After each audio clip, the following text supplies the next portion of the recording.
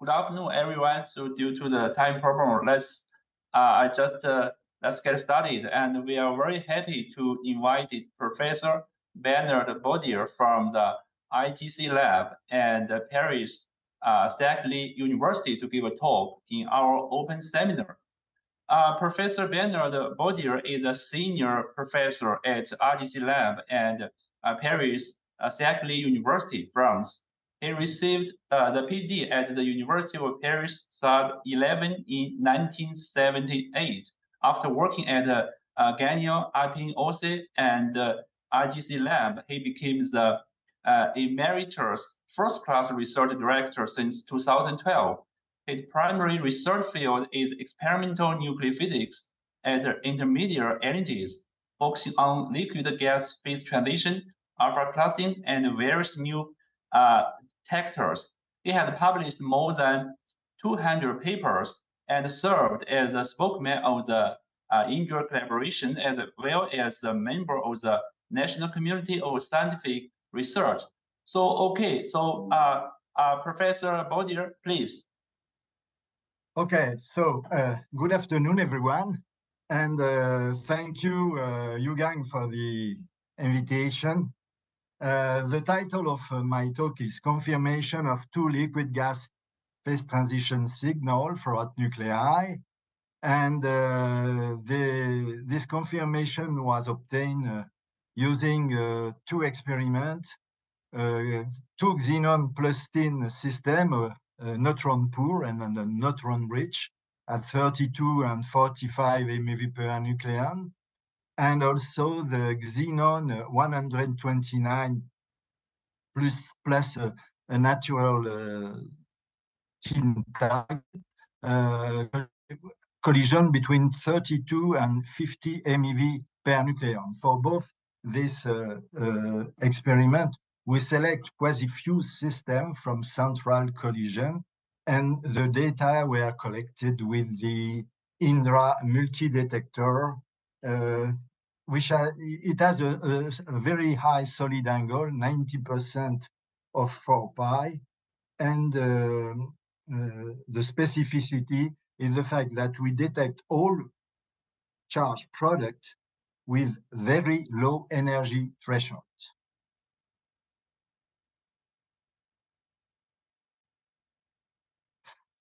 First of all, a few introductory words to indicate why it was necessary to revisit two signals. First signal, the dynamics of the phase transition.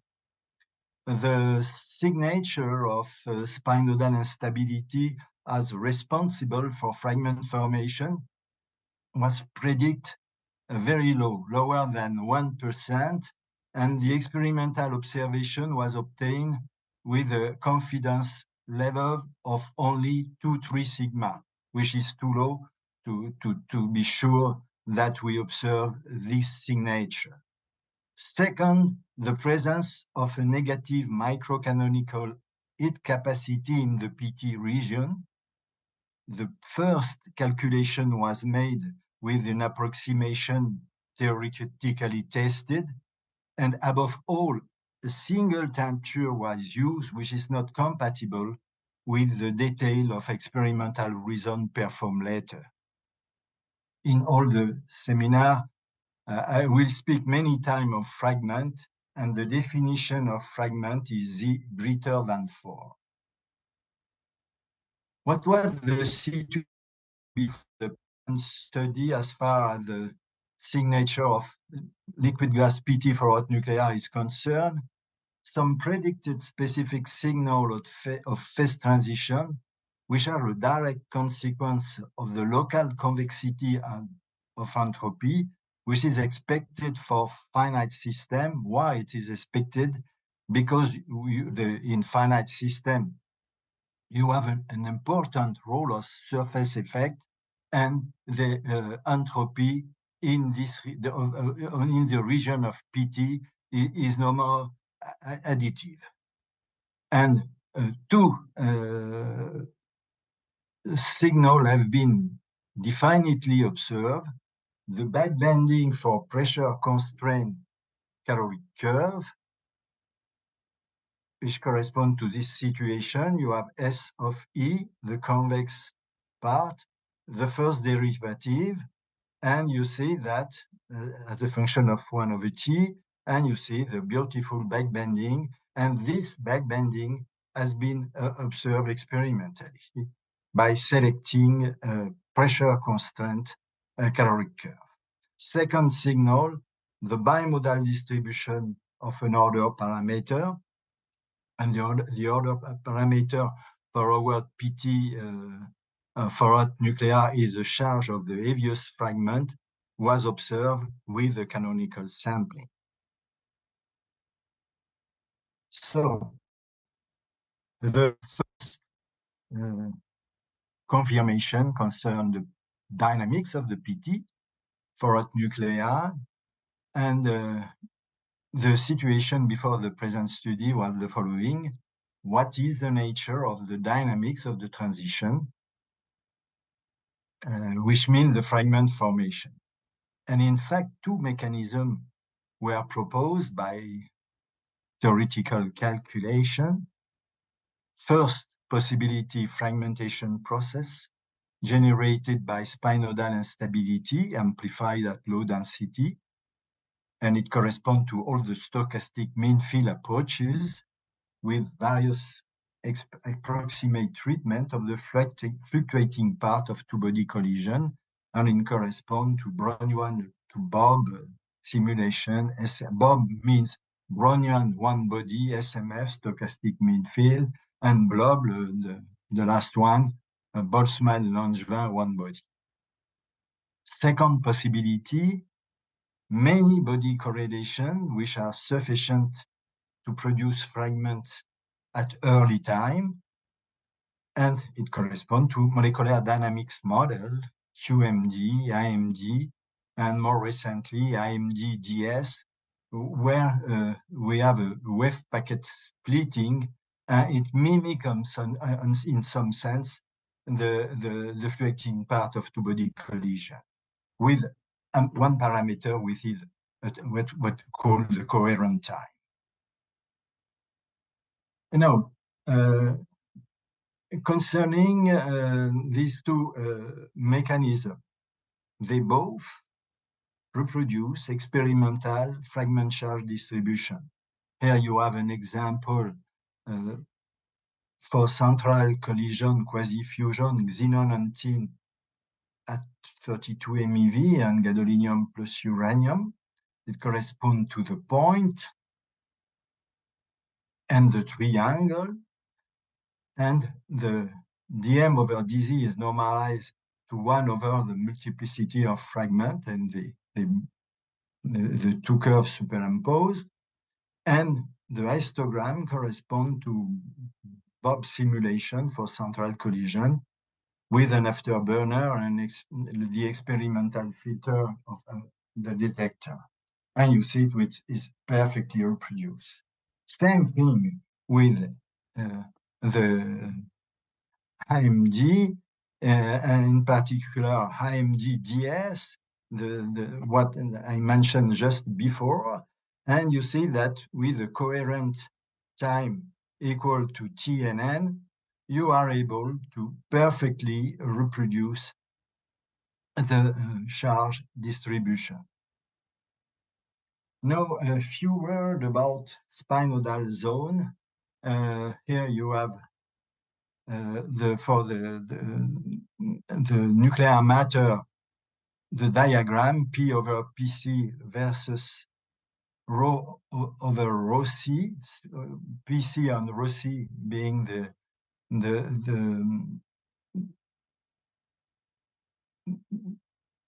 critical value, and here you have the isobar, and the green correspond to the isobar TC, and below this isobar, you have this region below the red curve where dP over d rho is negative. That means that you have a negative compressibility, and which is centered depending on the interaction at 0.3 to 0.4, the saturation density, and here you have an unstable medium. And density fluctuation in this region are exponentially amplified, and you have the fragment formation. And we know for a long time that this unstable region is rich with central heavy ion collision at Fermi energy. Here you have an example, is an SMF simulation, xenon plus tin 45 MeV per nucleon central collision. And in the excitation energy density plane, you start from normal density, you have a compression phase, you go up to, let's say, 1.8 the normal density, and then the expansion phase here, and you go down to, let's say, 0.5 the normal density. That means that you enter deeply into the spinodal region. The property of fluctuation for the spinodal region. The density fluctuation are exponentially amplified. I give you two information here. For infinite nuclear matter, you can construct the matter dispersion relation, which means the growth rate versus the wave number of the wavelength. And here in blue, it corresponds to the last model blob, where the fluctuation are introduced in full phase space from induced nucleon-nucleon collision. And you have also the green point, which corresponds to SMF, and the line corresponds to an analytical result derived from blob. And for different range of interaction, it corresponds to different surface effects. And we see that the most unstable mode is there, and it corresponds to wavelength lying around 8-10 Fermi, which means that primitive fragment with nearly equal size around z equal 10 are produced. And the associated characteristic time, which is 1 over gamma k, is equal to 330-50 Fermi over C. For finite systems, the situation is much more complex. Here you have an example for A200, which corresponds to our quasi-fusion nuclei. And for A equal to 200, and for two density, 1/3 and 1/2 the saturation density, you observe here the growth rate of the most unstable mode as a function of the multipolarity. In fact, here you perform the calculation is a variational quantum approach to study small fluctuation around a given density. And it's done using a multiple expansion of the velocity potential. And in fact, this observation is completely connected to the fact that you have a breaking of the translational symmetry due to surface, and the growth rate of the most unstable mode are nearly the same for the different multipolarity. Well, you see, it's what we observe here, up to a maximum.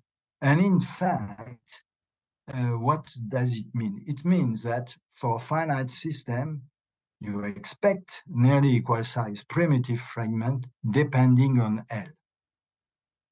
But L is nothing but the fragment multiplicity, which means that what we expect that for finite system, the multiplicity of fragments multiplied by the most the z that we have is a constant. A few words about the spinodal region and instability with N over Z. You remember in the introduction that we have an experiment with a neutron poor and a neutron-rich system, and then it is interesting to see what theory says about the fact that you vary N over Z. And again, it's a self-consistent quantum approach. And you see here the temperature versus the density, and for L equal 3.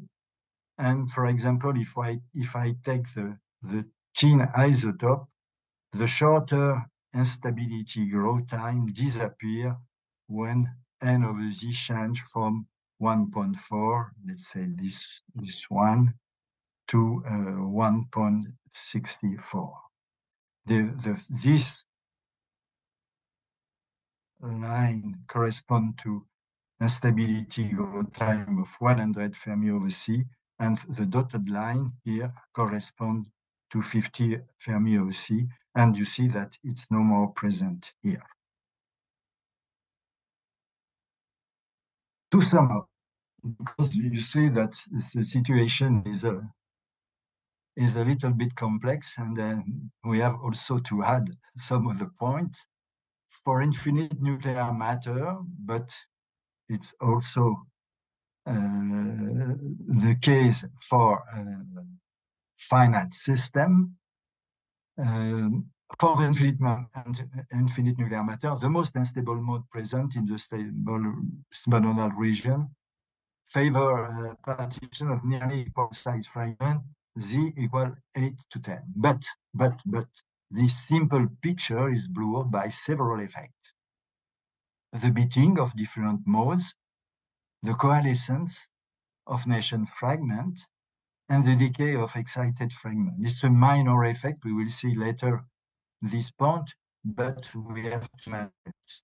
And for multifragmenting nuclei, as I mentioned, the situation is even more. We have surface effect, as I said, the breaking of the translational symmetry, and what we expect that the product fragment multiplicity multiply by the most present Z is constant. But multifragmenting nuclei are produced by collision, and this hot nuclei have to stay long enough in the spinodal region. That means we can say 3 characteristic time, which means 100 Fermi over C for N over Z, let's say in between 1 and 1.4, and 200, 300 Fermi over C for larger N over Z. What I mentioned at the beginning also is the fact that stochastic mean field simulation of collision predicts less than 1% of events with nearly equal size fragment. It's why I call it a fossil signature of spinodal and of speed instability. It's really a fossil signature. As you have seen experimentally, we indeed observe a Z distribution without any bump revealing nearly equal size fragment. A few words about the experiment. So xenon plus tin, a neutron poor and a neutron rich, 2 bombarding energy, 32, 45 MeV per nucleon. And it was a dedicated experiment with very high statistic, 60 to 80 million of events with a multiplicity for shark product greater or equal to 4.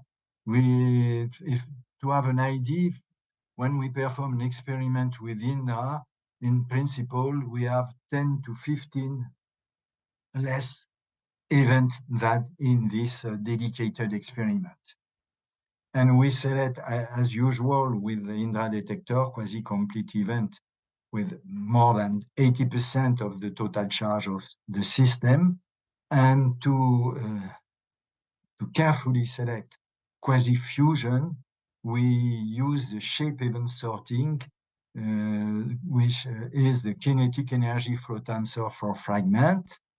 And we select the flow angle to be larger than 60 degrees.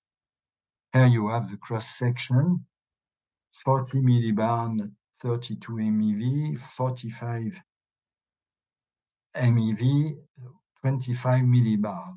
Within the error bar, this cross-section are the same for both system, neutron poor, neutron rich. And within parentheses, the cross-section, if you take into account the detection efficiency and the selection. So I repeat the goals of this dedicated experiment: to give a definitive conclusion about the presence or not of spinodal instability, and to possibly give initial information related to N over Z effect.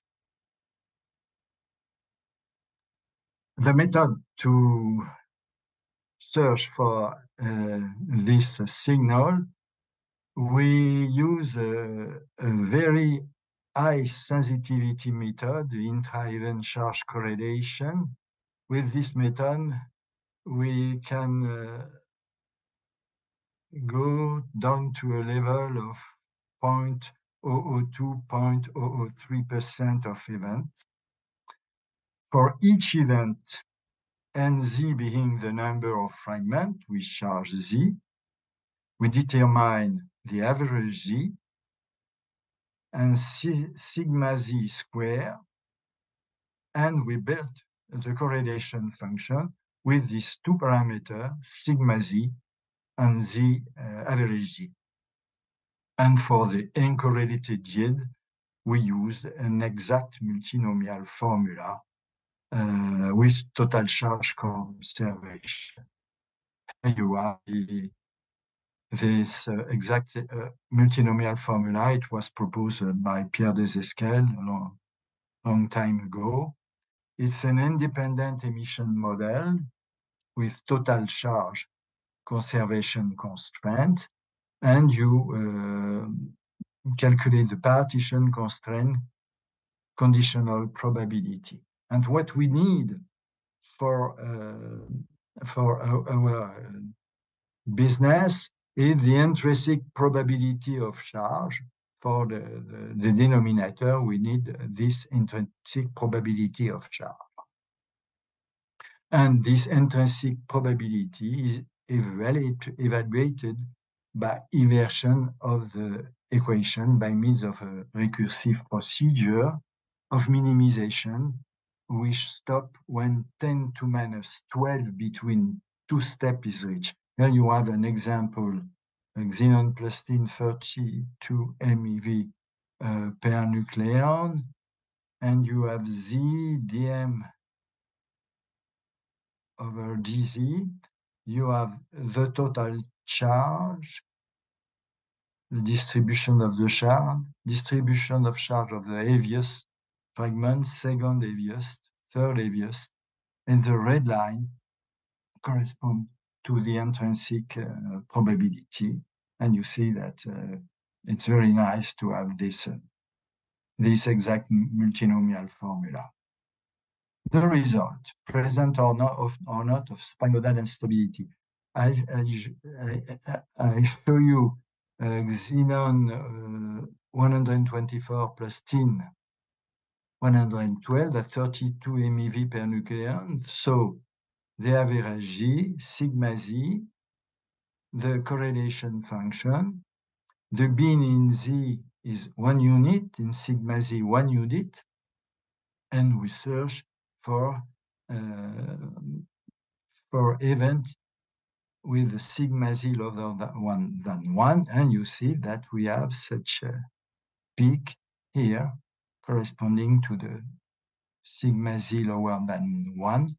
And what is very beautiful, like immediately you see that for multiplicity, fragment multiplicity 3, it's around 20, 4, 15, 5, 12, 16, which means that fragment multiplicity multiplied by the average G is a constant around 60, as expected for finite system. And that means that we can build CF for all events, whatever their multiplicity, by replacing average Z by M frag multiplied by average Z. And it's what is done here. So now we have fragment multiplicity multiplied by average Z. And you see that we have the beautiful region here. The bin now for MZ are a bin of 3 units, and for sigma Z always 1 unit. But what you observe here also is that you have beautiful signal for sigma Z between 1 and 2. And in fact, this broadening comes from the de-excitation of primary fragment with around 3 MeV excitation energy, and this generates an extra sigma Z value of around 1 unit. And for curiosity, you see also here 2 regions and correspond to a number of events very, very small. And this region corresponds to quasi-fusion evaporation with several light fragments plus an evaporation residue. And here, to quasi-fusion fission with 2 fission fragments plus 1 or 2 light fragments. Now, to derive the level, the binning was increased, and we have a binning of 6 for M sigma Z and of 2 units for sigma Z and of 6 units for M average Z. And here you see the result at 32 MeV per nucleon, neutron poor, neutron rich, and at 45 MeV per nucleon with the confidence level. And you see that we have a confidence level larger than 5, which means that we really observe this fossil signature. Now I come to the summary for the first part. And then we have a confirmation at a confidence level larger than sigma, then fast transition dynamics of hot nuclei is produced by spinodal instability. The signature is a fossil signature and concern only 0.07% of events, which is very small. And the finite size effect concerning nearly equal size fragments with different multipolarity were carefully observed on the 4 systems studied. And remember that the second point, when can we observe of the reduction of the signal with the increase of N of Z, here you have neutron poor, the percentage, 32 MeV per nucleon, let's say 0.07, approximately the same for the neutron rich, and at 45 MeV, 0.025, This means a decrease of a factor 3, and here 0.0065, which means a decrease of a factor 10. Then a large reduction with the increase of N over Z is observed, consistent with the increase of the instability growth time, which is predicted, and also, for sure, the reduction of the reaction time. Now I have finished for this first part, and now I come to the second part, the negative heat capacity for hot nuclei and the confirmation with formulation from the microcanonical ensemble. And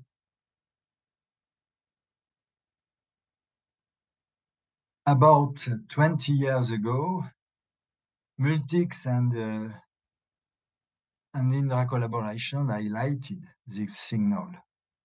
The method was proposed by Philippe Chomaz and Francesca Gulminelli.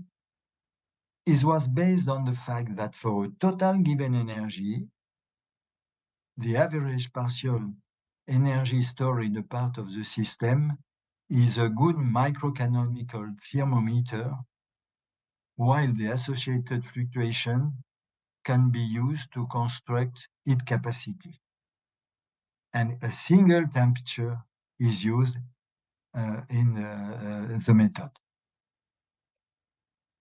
On the other side, it was shown the necessity to impose a limitation of the fragment temperature to be able to well reproduce the data, and consequently, the necessity to use two temperatures, a microcanonical temperature and a temperature for fragment. And an exact microcanonical, in fact, there are two formula, exact microcanonical formula using two temperatures were proposed by Alex and Adriana Raduta. These are used for the confirmation, and both methods need information at result. First, the thing that I want to say that the microcanonical negative heat capacity is a very robust signal. Here you have a calculation with the microcanonical lattice gas model for 216 particles. And you see at constant pressure or at constant average volume, the caloric curve and the heat capacity. And what you observe that for the caloric curve at constant pressure, you have this beautiful backbending with sign the phase transition, but you see that at constant average volume, the curve is completely different. This means that this signal is not a robust signal, let's say. But for heat capacity, you observe here negative heat capacity for both constant pressure and constant volume. And when we perform heavy-ion collision never occur at constant pressure, not at constant average volume, but somewhere in between those well-defined conditions.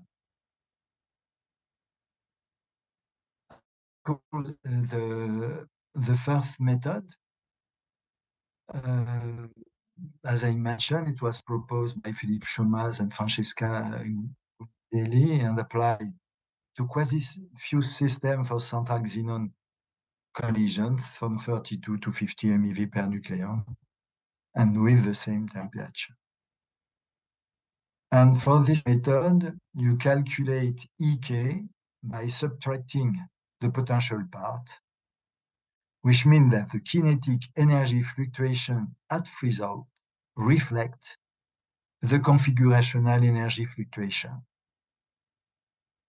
We estimate the microcanonical temperature by inverting the kinetic equation of state, and you recognize the kinetic equation of state with the internal energy for fragment and the really kinetic part, and the average on events with same excitation, the level density parameter here, and you have three equations, CK, the kinetic heat capacity, and you can determine the kinetic energy fluctuation, and it corresponds to this formula, and here we have a Gaussian approximation.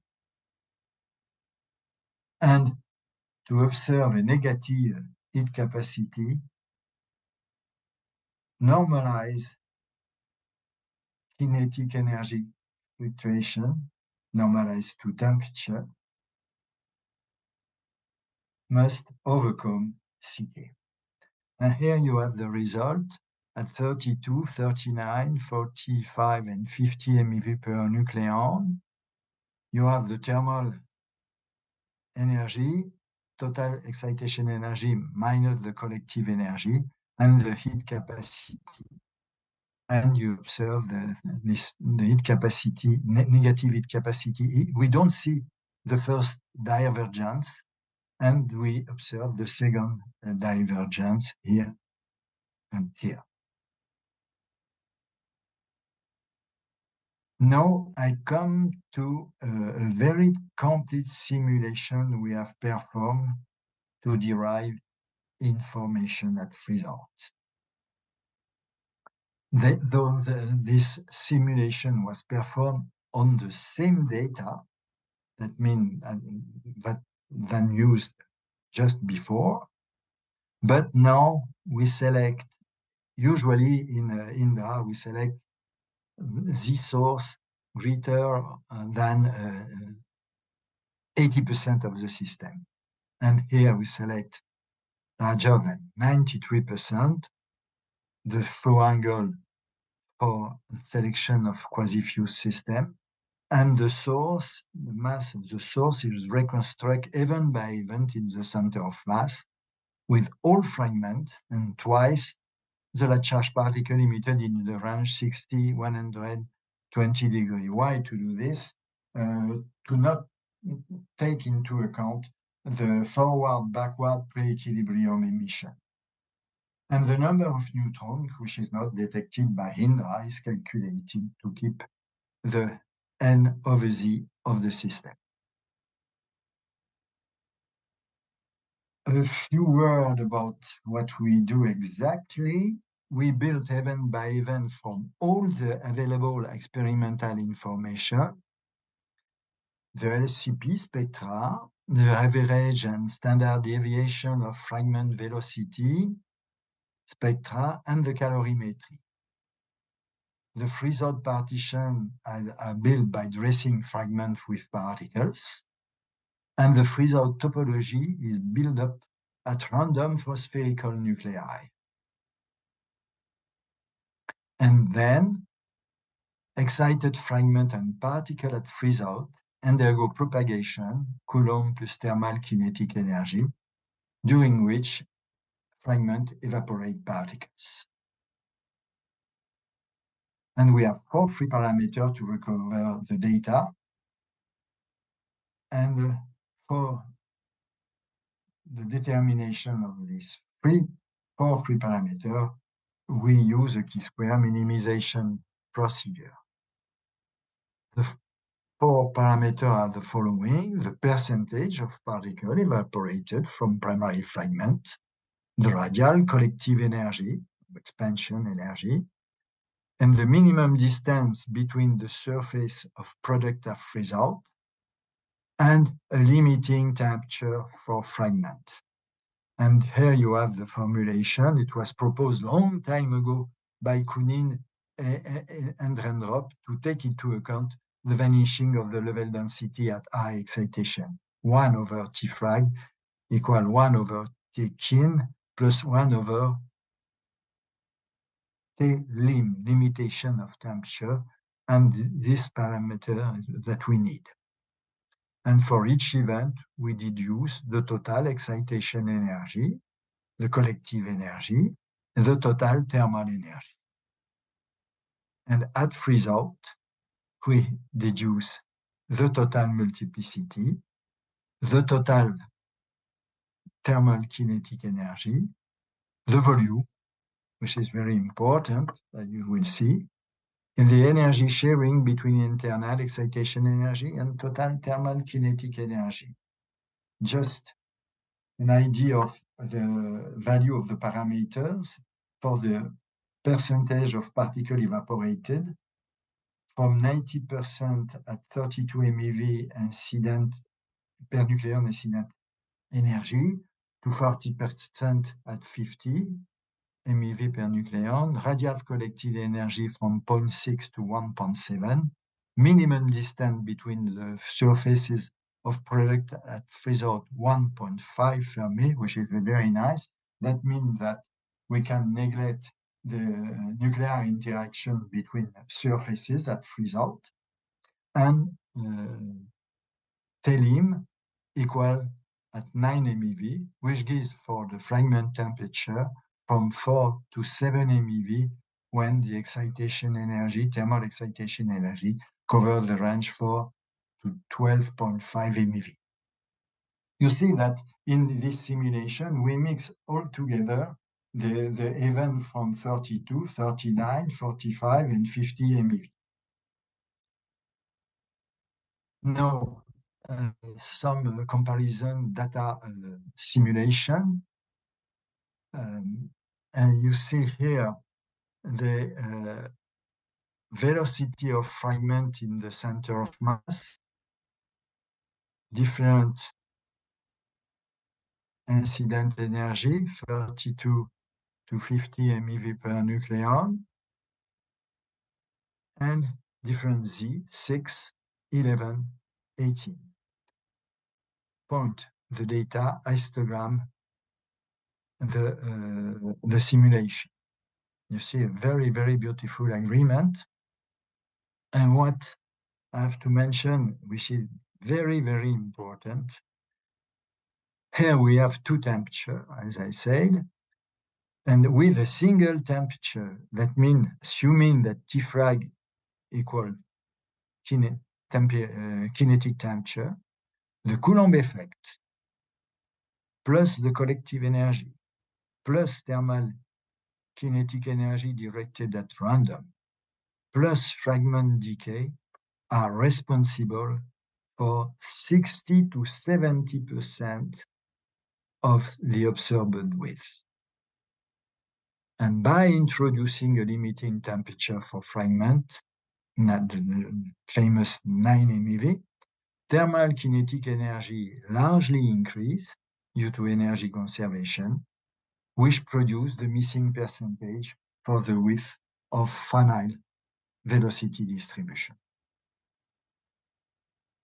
Another comparison, very interesting also, it's the fragment-fragment correlation. Here you have the relative velocity between fragment, the correlation function, and what you see this beautiful hole here that the name is a Coulomb hole, which means that we have a simultaneous emission, and the point corresponds to the data, and the histogram to the simulation. And again, you see that we have a good agreement between data and simulation, which means that the retained method and parameters are relevant to correctly describe freeze-out topology, which is also very important. So now I come to the calculation. This microcanonical formulation with a microcanonical temperature and fragment temperature. And the limiting temperature for fragment in this calculation is also 9 MeV. You are lucky, we are lucky. And as usual for microcanonical business, we calculate the statistical weight of a configuration, which is calculated here. I mean, just to mention that n is fixed to 1 to ensure coherence with simulation, which means energy plus linear momentum conservation. In the simulation, we didn't impose the conservation of spin. It was difficult to do this. And you can derive the temperature. And to access the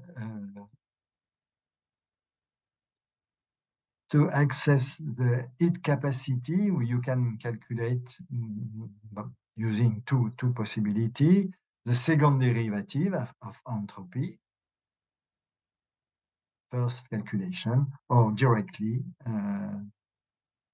the heat capacity here.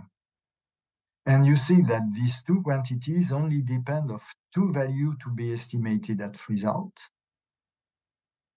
The multiplicity, total multiplicity, and total thermal kinetic energy. And you see that there are a lot of average, and the average over the ensemble state are assimilated to an average over event ensemble, sorted in excitation, thermal excitation beams of 0.5 MeV. And at this point, I would like to write a comment concerning heavy ion collision at energy required for multifragmentation or vaporization, but which can also apply to higher energy. Why classical equilibrium statistical mechanics works so well when a well-defined set of data is used? In the case here with our quasi-fusion system. This treatment is justified of equilibrium statistical mechanics whenever a large number of microstates exist for a given set of observable. And this is always the case for the output of our selected collision because of the high degree of stochasticity, the large fluctuation, and let's say, we can say also chaoticity, which means that an ensemble of events selected by a coherent sorting constitutes a statistical ensemble. And this is the concept of pseudo-equilibrium. Now, you remember we can calculate the heat capacity with two methods directly. Here you have the result. And you see the first divergence, second divergence, negative heat capacity. And the second derivative of entropy, which is equal to -1 over Ct squared. And you see that this quantity overcomes 0, which means that C is negative. Now, before to finish, I want to discuss the result obtained with the different method. the method with a single temperature. I call it method 1.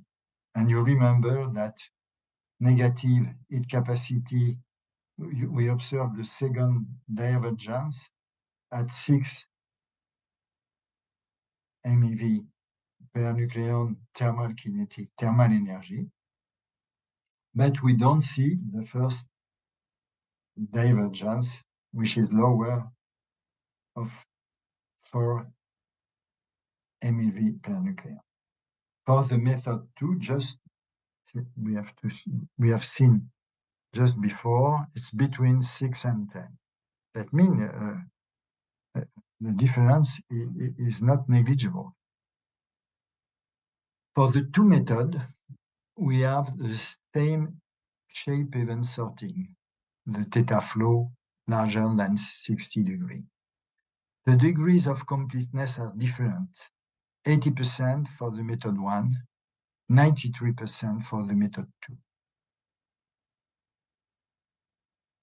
The reconstruction of freeze-out properties are very different. In method 1, it was used the SMM, statistical multifragmentation model, was used, and the volume, whatever the thermal energy, was fixed at 3V0, the volume at normal density. With our with our method, we determine the volume event by event, and you can build the average volume for each bin of excitation energy, and you see that it varies from, let's say, 4 to 6 times the volume at normal density. And the direct consequence for method 1, this big difference is an increase of the Coulomb energy, the volume is smaller, and a decrease and a distortion with excitation energy of the kinetic energy. And it's easy to see if what this point is correct. We have all the data to verify this. That means that we can take the data of method 2 applied to method 1. And it was done. So this temperature was the microcanonical temperature with method 2. And now we have the temperature of the fragment, and we are able to build the single temperature needed for method 1. And here you have this evolution between 5 and 9. And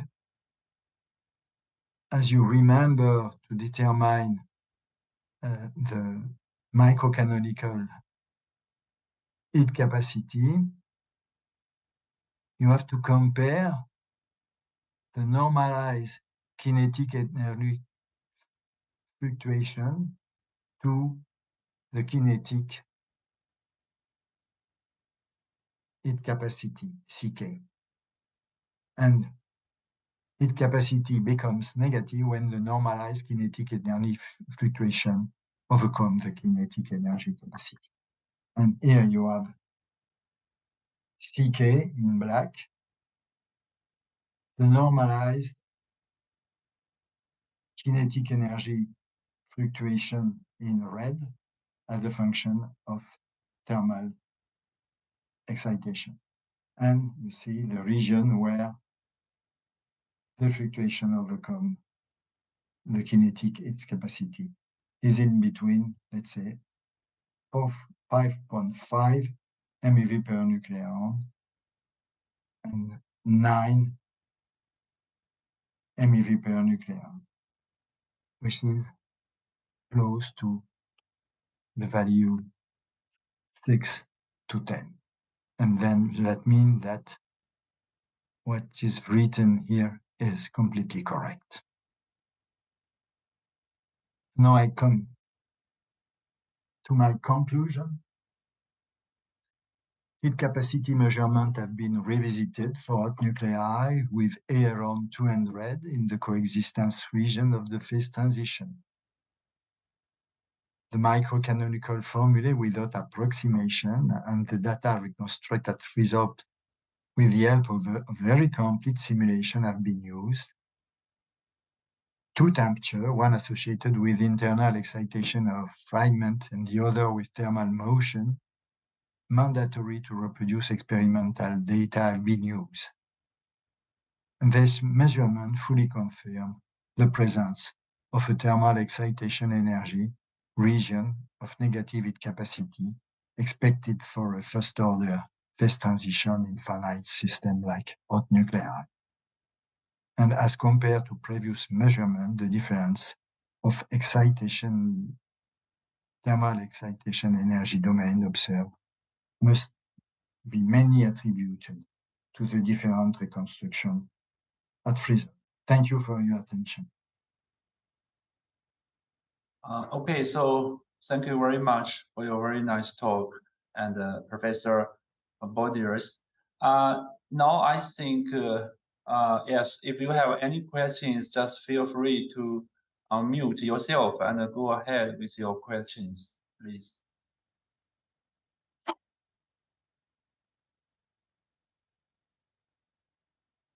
So any questions?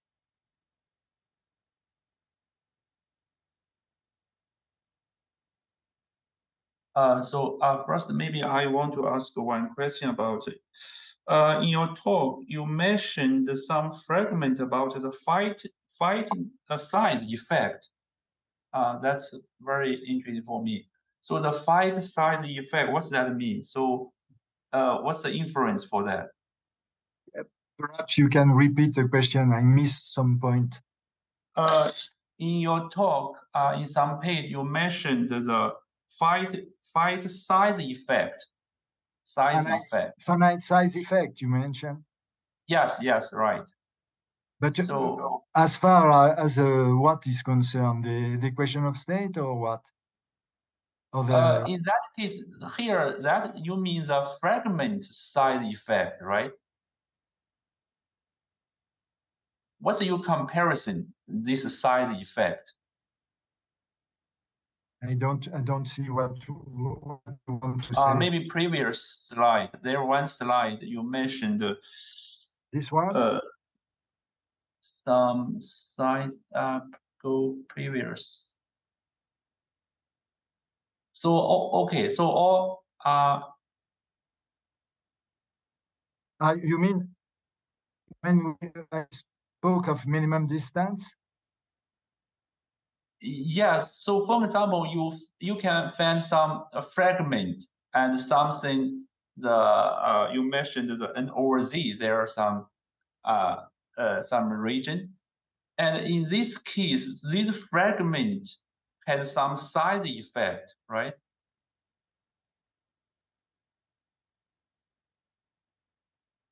No, I don't see what you want to say.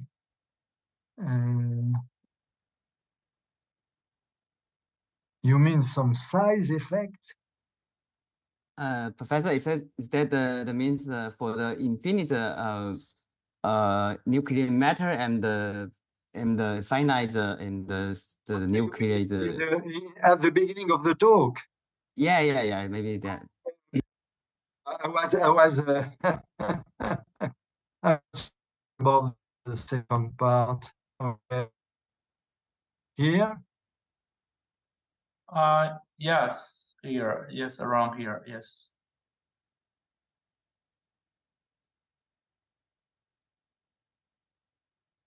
So anyway, I just wondering. So this effect about how about the density or some temperature inference. So if you mention this size effect. No, I don't see your point. See what you, I don't understand.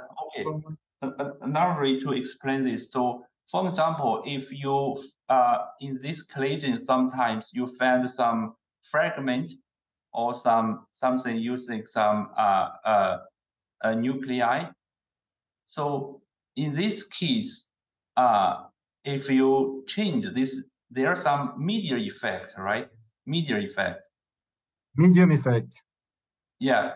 So if the temperature or density change, how about this fragment change? Can you talk about that?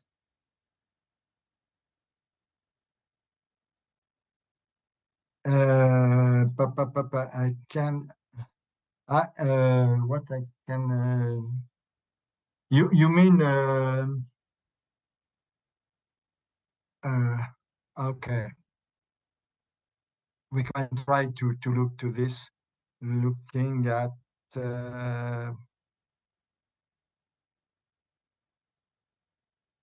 perhaps there, perhaps. Yes, but no, not there. Now here mentioned previous that mentioned side effects. I know the okay. The data are not there, but I can. You can have an idea here of the MZ, average G. You see that at 32 MeV per nucleon, the Z bound in fragment, depending on the multiplicity, is 60 to 72. And when you increase, this is a question, when you increase the bombarding energy, that means you increase also the temperature, okay? You see that the Z bound in fragment, in that case, you have a decrease of let's say, about 6 units. Yes, 6 units, more or less, okay, in Z. So you see that if you go down to the fragment, as we have multiplicity 3, 4, 5, and 6, if you consider that in average, let's say, with the diminution of Z for fragment is of the order of 1-2 units between 32 and 45 MeV per nucleon. And typically the excitation energy increase of, we can say, perhaps the best, we can go to a very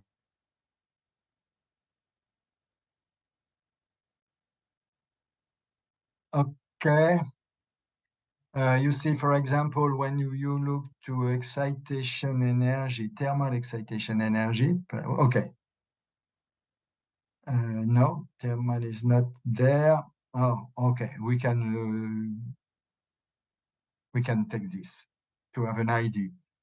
At 32 MeV per nucleon and at 45, that means when you go to, let's say, 5 MeV per nucleon excitation energy to 8, 9,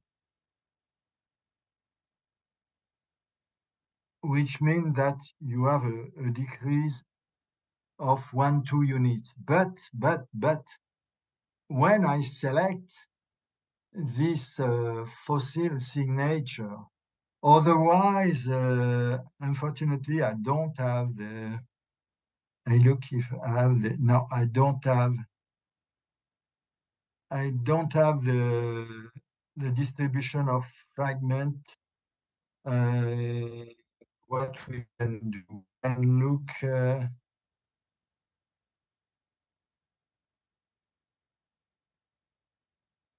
Perhaps we can look here.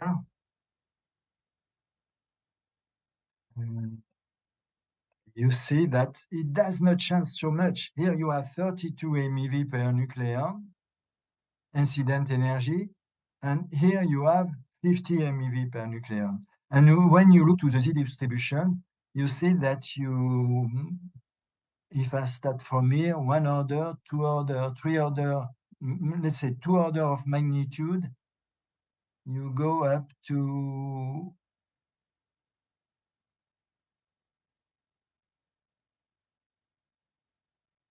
into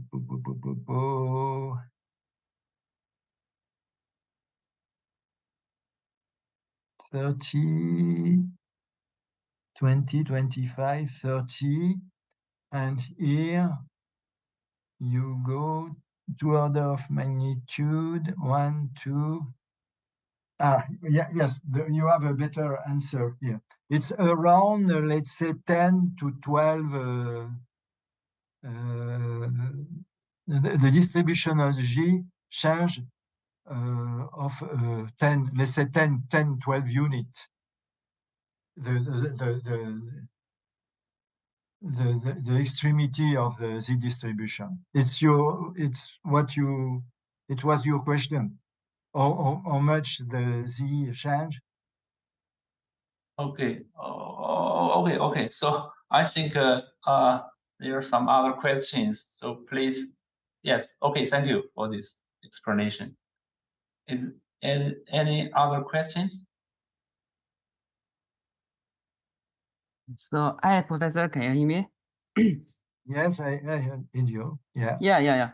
Thank you for your talk. And can you back to the last maybe the conclusion, the last slide, and for the temperature over the excitation over the the temperature over the I think it's the excited energy. Can you go back to the slide?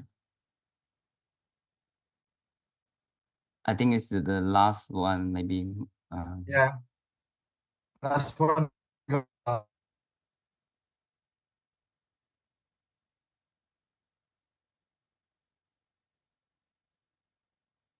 This one? Yeah. Here. Yeah. From here, I can see you can have two temperature, right? But I'm not get more information, and here I just have a question is that we can see here, and for the micro temperature, so we can see like a plan for in around maybe is 7 MeV, right? But for the T, Yeah, I am I know. It's you say that when we use a single temperature, okay, when we use a single temperature, we know that all what concern the PT, it's in between 5 and 10, let's say. Okay, in many papers. The question is that it's not correct because, in fact, the fragments have not the same temperature, and if and it's why it's we discovered this with this simulation. You see, it was incredible because you have this agreement, but if I use one temperature, we have a complete disagreement. You mean 60 to 70% of the width you reproduce only.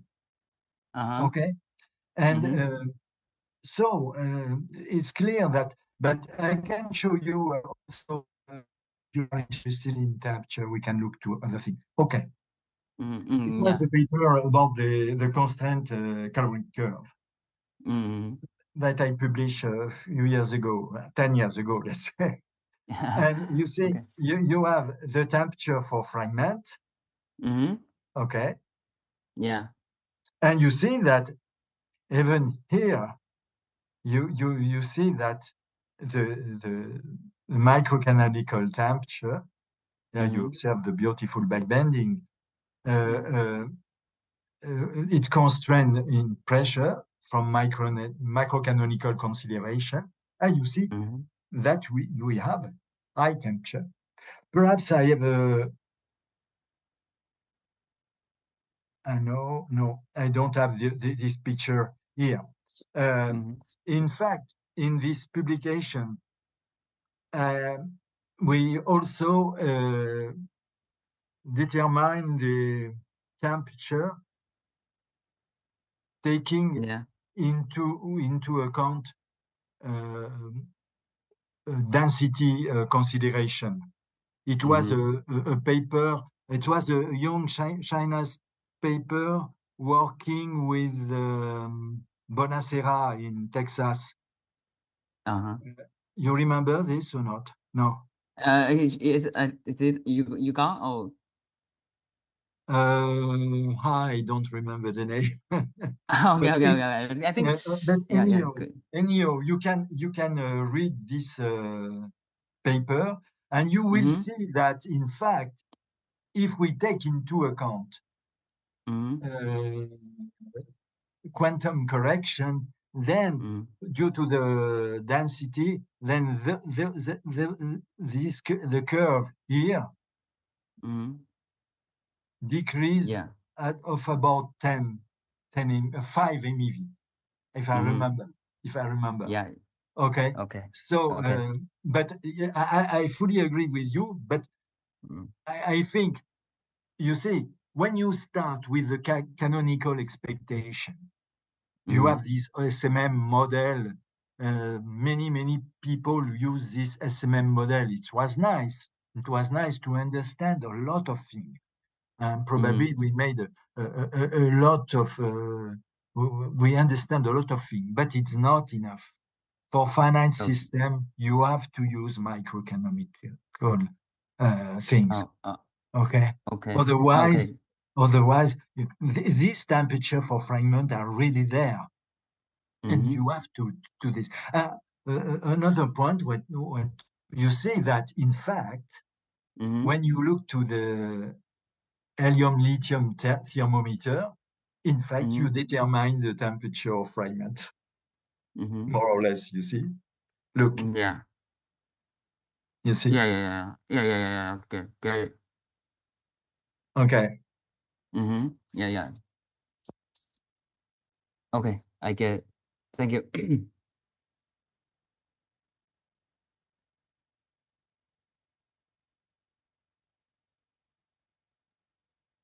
So any questions?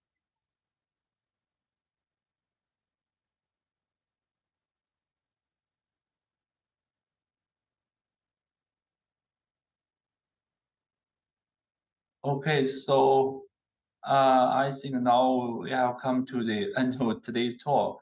And thanks again for Professor Bordierie's very nice talk. And thank you all for participating this seminar. So see you next time. See you next time. Thank you for your attention.